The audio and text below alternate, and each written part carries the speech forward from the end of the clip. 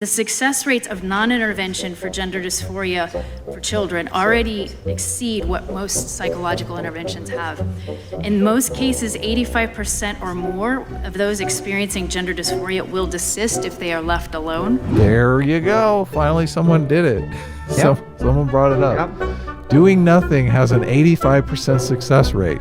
Doing something has a 65% success rate. What are you going to do, Sitch? Oh, yeah, so she's kind of an interesting person. And it's unfortunate. Make it stop, Sitch. Why did you... Look, this was the best testimony. Why do you have to ruin it? My name is Dr. Jennifer Bowens, and I'm a licensed therapist, clinical researcher, currently serving as the director of the Center for Family Studies at Family Research Council. Based on over 25 years of experience as a clinician providing trauma therapy to children and as a researcher investigating the psychological effects of traumatic stress, I'm here to express my concern about what has been termed gender-affirming care. I've considered it a privilege to practice, research, and train future clinicians and be a part of a discipline aimed at protecting and bringing healing to the most vulnerable in our society, which are children. But when it comes to gender transition procedures, my field is not operating as a helping profession. Instead, it is actively causing harm. Historically, children have been treated as a special and vulnerable class in the psychological and research fields. Caution has been applied to children in light of the fact that they do not have the neurological capacity to understand lifelong decisions. Professional and research ethics tell us that we should proceed very cautiously with regard to interventions for children when empirical evidence is weak or the research methods are in the early phase, as with this case. We should avoid interventions that pose unnecessary risks, particularly when the symptoms are known to change with maturation. But risk avoidance is not what's happening with gender transition procedures. Instead, we have too many cases like Mike. Mike was 9 years old when he first saw a gender therapist. I was deeply saddened when I read his gender therapist case notes, where it was reported that Mike couldn't distinguish between fantasy and reality. Instead of investigating these symptoms, the therapist wrote in the treatment plan, which included puberty blockers, guidance on social transition, and education for future hormonal and surgical procedures. This treatment plan was enacted without regard for this child's known diagnoses of autism, possible OCD, and possible parental diagnoses, which were reported in the case notes. Mike is just one example of how so-called gender-affirming care is in direct opposition of our knowledge regarding development and our understanding of good research and treatment. That is insane. The person in the case notes, it says they can't distinguish reality from fantasy. And the individual that they diagnosed? Yeah. And they're putting them on gender affirming care without dealing with that giant that giant issue. Yes. Yeah, that's important. That's pretty important, yeah. How can you consent to something if you can't even tell reality from fantasy? You can't, obviously, right? Yeah. And this would be a good example of the failure of the affirmative care model and sort of the pathway that a lot of these people are shunted down. Yeah. And there are many reasons why I have concerns, but I'll just share a few with you. One, these interventions are being endorsed based on consensus, not evidence. In the case of gender-affirming care, the term evidence-based does not mean that this practice is standing on the merits of solid research findings addressing gender dysphoria. Instead, it refers to a vote by those who are ideological supporters of the practice. Compared to other psychological disorders found in the DSM-5 TR, gender dysphoria is currently being treated with the most invasive interventions connected to a psychological issue with the lowest quality of evidence to support that practice. That is incredible. So most psychological phenomenon, psychological problems are being dealt with less invasive measures and more scientific evidence to bolster the fact that this phenomenon is real and that we understand it than the gender stuff. The gender stuff has the least amount of evidence supporting it and is being treated by the most invasive measures. That's Right. insane. Well, and I don't know if she's saying that it's the most invasive or it's the most invasive for the least amount of evidence. Oh, right? okay. Which is still insane. I mean, that's really still crazy, right? I mean, we're not exactly giving people surgery for depression, right? I mean, we stopped doing the lobotomies, correct? There's some very narrow cases where they do it that it's actually okay. helpful, but I don't know exactly what the purpose of it is anymore. Yeah. But yes, right. And 2, the success rates of non-intervention for gender dysphoria for children already exceed what most psychological interventions have. In most cases, 85% or more of those experiencing gender dysphoria will desist if they are left alone. This is a higher rate than most well-established and researched psychological interventions, and with success rates this high, it is actually unethical to intervene. There you go. Finally, someone did it. Yep. Someone brought it up. Yep. Doing nothing has an 85% success rate. Doing something has a 65% success rate. What are you going to do, Sitch? Yeah, it's not good. It's not good. That's the point. That's the point. It's terrible. And the thing that's weird about it, I've never really heard good counter argument to that. Except I've heard bad counter arguments. I've never heard an actual counter argument to that. Everything will be fine. This is just cooked up by the Republicans to win elections, Sitch. I mean, that's essentially the argument that they give, right? Everything will be fine. This treatment isn't for you. This treatment isn't for you, Sitch. Oh my God, that's so hilariously sad. Come on. You know that's what they're thinking. Look, it's terrible to think this, but I mean, how many people do you know that have kids that wish they had a different combination of boys or girls? Seems like every single one of my friends has that scenario. Like they had 2 girls and they wish they had a boy and a girl, or they had 3 boys and they never had a girl. They wanted a girl.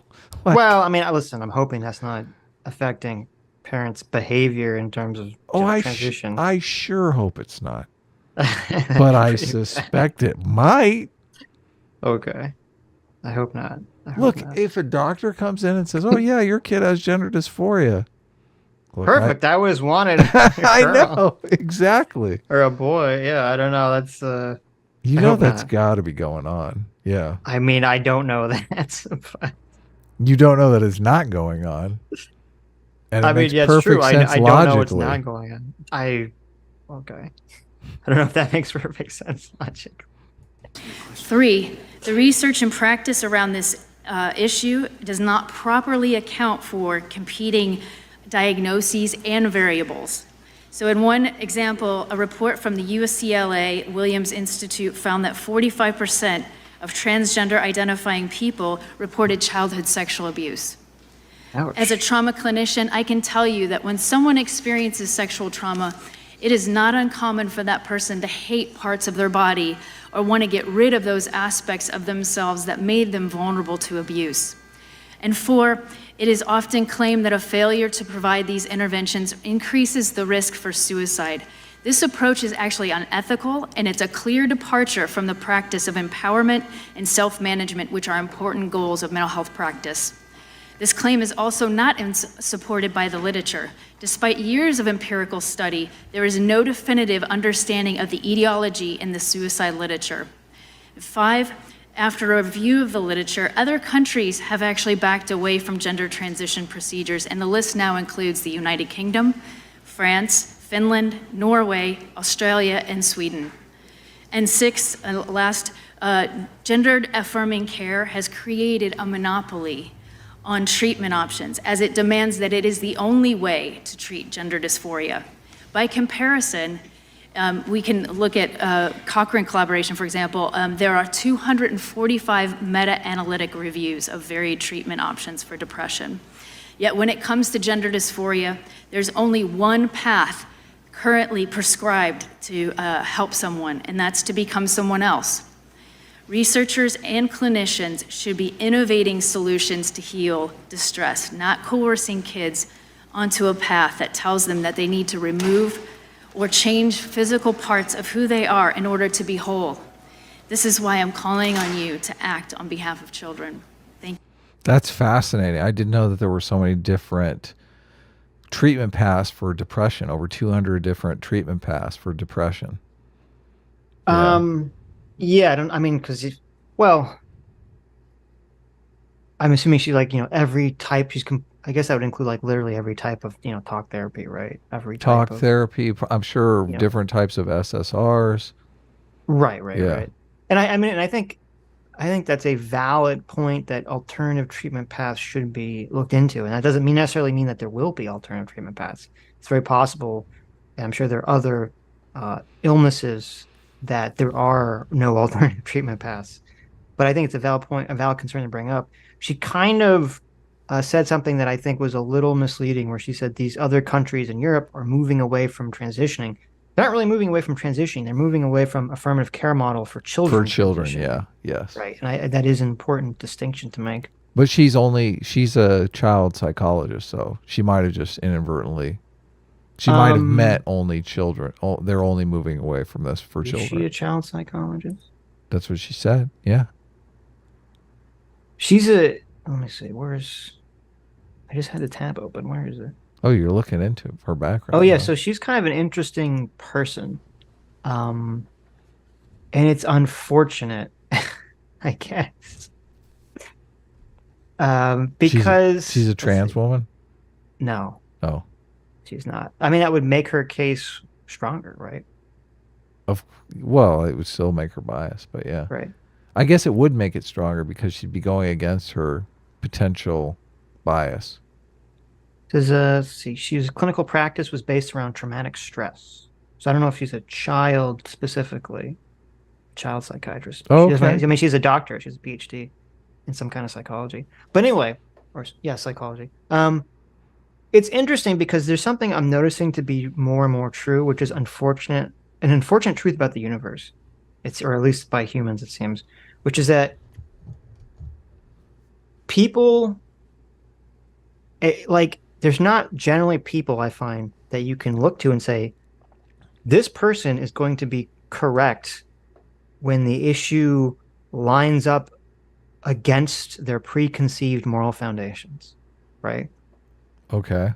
So, like, if someone is on the right, I feel like you can, when the right is correct, when conservatives are correct about an issue factually, all the right-wingers will have the correct opinion and they'll have all the correct facts. But then when the left is correct factually about some issue, all the right-wingers would be completely wrong about everything. Like the same people, the same group of people. Right. Right?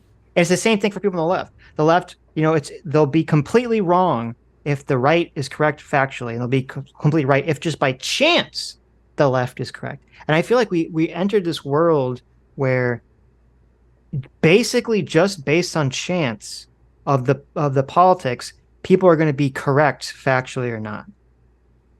And the reason I bring this up, with this, right, it does suck. And the reason I bring it up with this lady is because, I mean, I agree with most of what she was saying here, and I think I'm glad that she's testifying and everything.